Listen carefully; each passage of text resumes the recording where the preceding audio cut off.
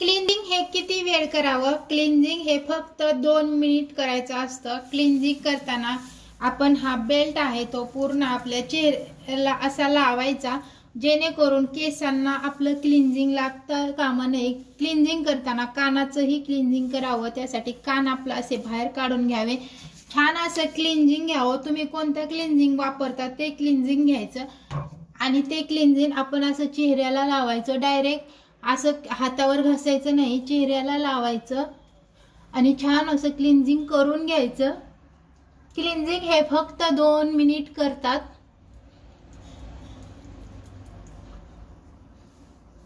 Cleansing करायला सुरुवात केली, एक लक्षात ठेवायचं, क्लिन्झिंग जेव्हा आपण करायला सुरुवात करतो तेव्हा चेहऱ्यावरचा हात हा काढायचा नाही. जोपर्यंत क्लिन्झिंग चालू आहे तोपर्यंत चेहऱ्यावरचा हात हा काढायचा नाही. जर एक हात काढला तर कमीत कमी दुसरा हात हा ठेवायचा. आणि जर तुम्ही पार्लरमध्ये क्लायंटचं करत असाल तर आपल्याला काही इमर्जन्सी काम आला असेल, काही फोन आला असेल, काही कारणावस्तव आपल्याला उठावं लागलं तर आपल्या क्लायंटला त्यांचं 2 बोट हे त्यांच्या स्किनवरती म्हणजे गालावरती कुठे पण 2 बोट हे ठेवायला लावायचे. क्लिन्झिंग हे 2 मिनिट करायचे. क्लिन्झिंगच्या स्टेप तुम्ही पाहू शकता.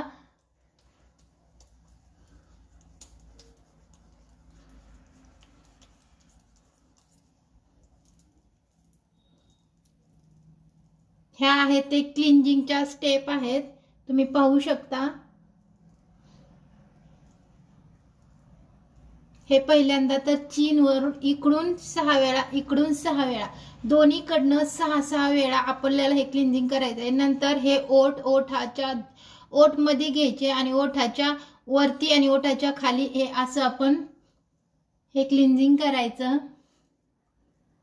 हे पण 6 वेळा करायचं. नंतर आपलं जे नाक आहे त्या नाकावरती एकदम हलकं हलकं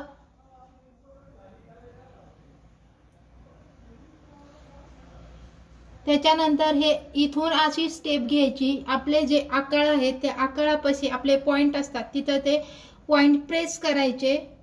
हे पहा,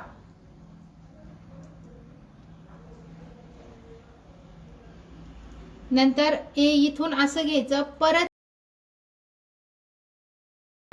ठेवा.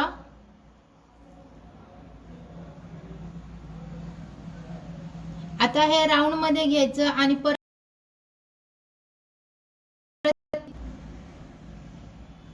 आलं लक्षात.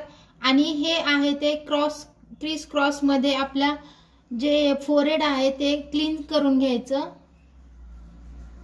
2 किंवा 1 बोटाने. कोणाकोणाचा माथा हा मोठा असतो, कोणाकोणाचा छोटा असतो.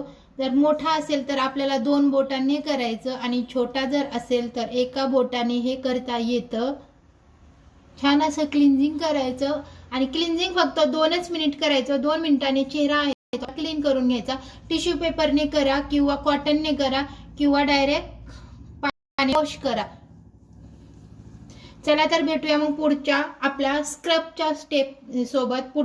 पुढची जो स्टेप आहे ती आपली स्क्रबची असणार आहे. तर चॅनलला सबस्क्राईब करा आणि बेल आयकॉन दाबा, कारण पुढचा व्हिडिओ तुमच्यापाशी पटकन येईल.